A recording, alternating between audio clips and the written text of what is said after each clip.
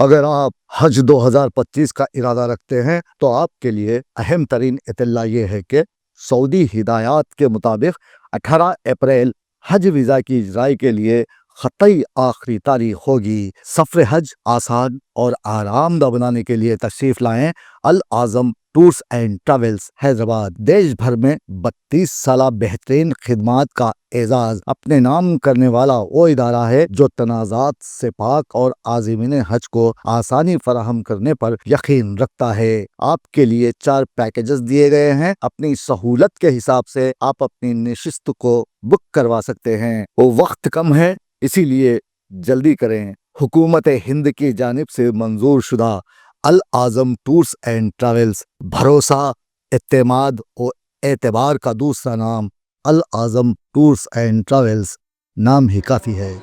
Of the Waqf Amendment Bill 2025 and the Musliman Waqf Repeal Bill 2025 as passed by Lok Sabha। इस महत्वपूर्ण विधेयक लेकर के जब मैं सदन में आया हूं, मैं चर्चा जब प्रारंभ कर रहे हैं तो कुछ बातें शुरू में ही मैं रखना चाहता हूं ताकि डिबेट का स्तर भी अच्छा रहे, ऊंचा रहे, सदन का गरिमा भी बनाए रखे और तर्क सामने में आए और इस महान राज्यसभा के सदन में बहस जो है वो सार्थक रूप से हो और इस बिल को हम सब मिलकर के पारित करें। ये ज्वाइंट पार्लियामेंट्री कमेटी जब बने हैं उसके बारे में मैं अभी जिक्र करूंगा। उससे पहले कमेटी बनने से पहले कई लोगों ने कहा कि इसका कंसल्टेशन जितना होना चाहिए था हुआ नहीं है। मैं इतना जरूर बताना चाहता हूं कि जब हम ये वक्त संशोधन बिल लेके आए और जेपीसी बनाया उससे पहले हमारे अल्पसंख्यक मामलों का मंत्रालय ने व्यापक रूप से देश भर में जितने स्टेक होल्डर्स हैं, राज्य सरकारों से, माइनॉरिटी कमीशंस होते हैं स्टेट में, वक्फ बोर्ड होते हैं और वहां के ऑफिसर्स और इंटेलेक्चुअल कम्युनिटी से, धार्मिक संस्थाओं में जो लोग प्रतिनिधि करते हैं, कई लोगों से बातचीत करने के बाद ये बिल तैयार करके हमने इस सदन में पेश किया, पार्लियामेंट में पेश किया। फिर उसके बाद में ज्वाइंट कमेटी का गठन हुआ और राज्यसभा और लोकसभा से सदस्य मिलकर के जो काम किया है, मैं सदन पे ऑफिशियली मैं अपना बात को दर्ज करना चाहता हूं कि ये जेपीसी ने जो काम किया है इससे ज्यादा पूर्व में जितने भी जेपीसी बने हैं इतना लंबा, इतना व्यापक काम आज तक नहीं हुआ है। कुल मिलाकर के 284 संगठन, स्टेक होल्डर्स, अलग अलग क्षेत्र के लोगों ने जेपी के समक्ष आकर के अपने बातों को रखा, ज्ञापन सौंपा और 97 लाख से भी ज्यादा, अब छोटा मोटा पत्र को मिलाकर के 1 करोड़ से ज्यादा हमारे देश के लोगों ने ज्ञापन सौंपा है और अपना मत को जेपीसी और मंत्रालय को दिया है। तो किसी बिल को सदन में चर्चा करने से पहले 1 करोड़ से ज्यादा सुझाव मिलना ये भी अपने आप में ऐतिहासिक है। विचार विमर्श राज्य सरकारों से भी हुए और साथ साथ में कल लोकसभा में बहुत लंबी चर्चा हुई और देर रात यानी कि आज सुबह बिल पास करके राज्यसभा में आया। मैं मानता हूं कि ठीक है, हमारा मेंबरों ने कहा है कि संशोधन देने के लिए समय मिलना चाहिए था, लेकिन सबने ये एग्री किया है कि आज जो सुबह हमारा मेंबर ने सवाल उठाया, चेयरमैन साहब ने कहा है कि ये हम लोगों ने बिजनेस एडवाइजरी कमेटी में ये तय किया कि आज ही इसको यहाँ चर्चा करना है।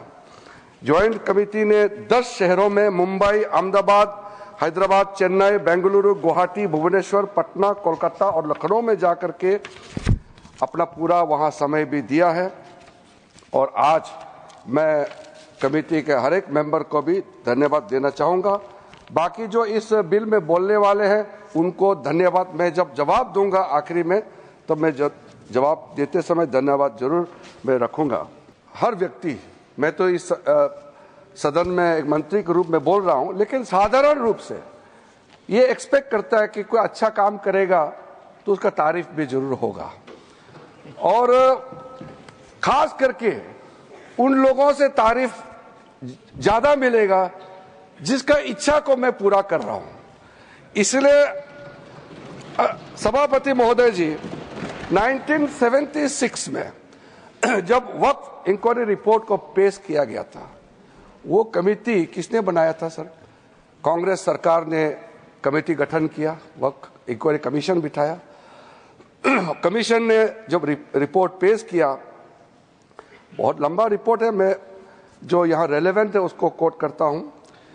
मिसयूज बाय मुतावलीज and the inquiry committee called out the mutawalis misusing the authority and power and proposed for steps to be taken to improve the functioning of the waqf। ये सबसे पहले रिपोर्ट आया।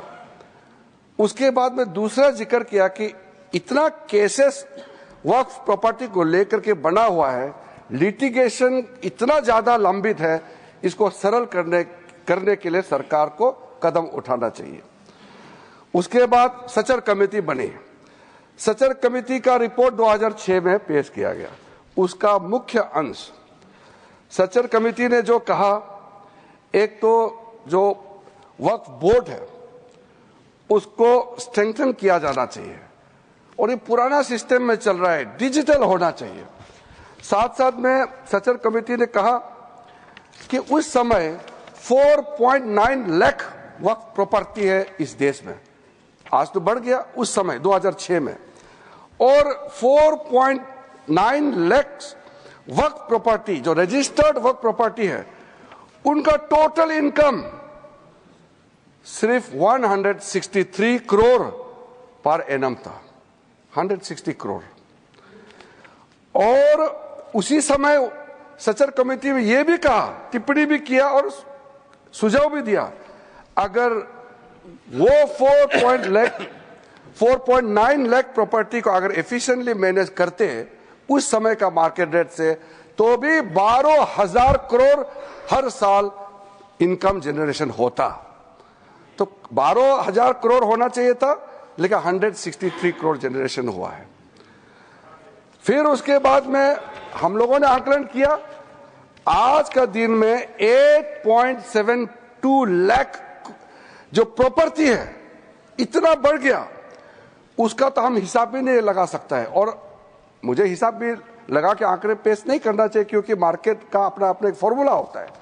लेकिन एक कॉमन सेंस है कि अगर सचर कमेटी 4.9 लाख प्रॉपर्टी को अनुमान लगाया 12,000 करोड़ इनकम होना चाहिए, तो आज उसको आप आज के समय मार्केट रेट में हिसाब लगा करके आप अनुमान लगा सकते हैं।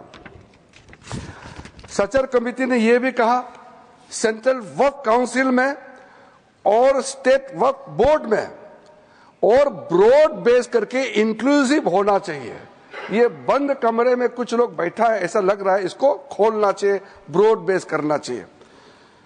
साथ साथ में सेक्रेटरी जो सेंट्रल वक्फ काउंसिल और स्टेट बोर्ड है उसका स्तर सीनियर लेवल होना चाहिए। उस समय under secretary, deputy secretary rank का था, उसको कहा कि ज्वाइंट सेक्रेटरी, एडिशनल सेक्रेटरी का रैंक ऑफिसर को नियुक्त करना चाहिए।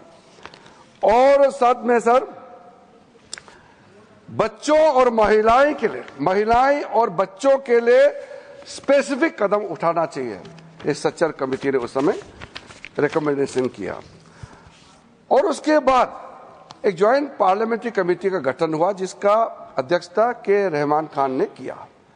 और के रहमान खान जी अल्पसंख्यक मामलों का मंत्री भी रहा है, वरिष्ठ सदस्य थे। उन्होंने फिर पूरे ऑल पार्टी का सदस्य का एक जेपीसी हेड किया, उसमें कई मुद्दे उन्होंने रखे हैं और रेकमेंड किए हैं। मैं मेन वाला को यहाँ पॉइंट आउट करना चाहता हूँ। एक तो उन्होंने पॉइंट आउट किया कि जो इंफ्रास्ट्रक्चर है वक्फ बोर्ड का वो काफी नहीं है, और मैन पावर और फंड बहुत ही मीगर है, कम है, छोटा है, वो काफी नहीं है। दूसरा कहा कि ऐसा लगता है कि सारा जो झंझट है वो मुतावली पे केंद्रित है। मुतावली को कैसे अपॉइंट करना चाहिए, कैसे हटाना चाहिए, सारा विषय वही केंद्रित है। इसको भी पॉइंट आउट किया है। फिर डॉक्यूमेंटेशन के बारे में और सर्वे के बारे में, वर्क प्रॉपर्टी और लीगल जो सेटअप होना चाहिए वर्क को लेकर के, इसके बारे में भी। Computerisation of work board, central data bank होना चाहिए, इसका भी उस समय का जेपीसी ने कहा। म्यूटेशंस, रेवेन्यू रिकॉर्ड और to adopt sound and acceptable financial and budgetary practices, इसका भी सुझाव दिया। और फिर लीज करने का जो वर्क प्रॉपर्टी को किस तरीके से लीज होना चाहिए, इसका भी सुझाव दिया है। जितना ये 3 कमिटी रिपोर्ट्स सचर कमिटी को मिलाते हुए जो जो मुख्य रिपोर्ट रिकमेंडेशन किया है, सर मैं आपके माध्यम से सदन को बताना चाहता हूं, वो सारा रिकमेंडेशन रिपोर्ट्स को हम लेकर के आज ये बिल लेकर के, अमेंडमेंट बिल लेकर के इस सदन में आया है।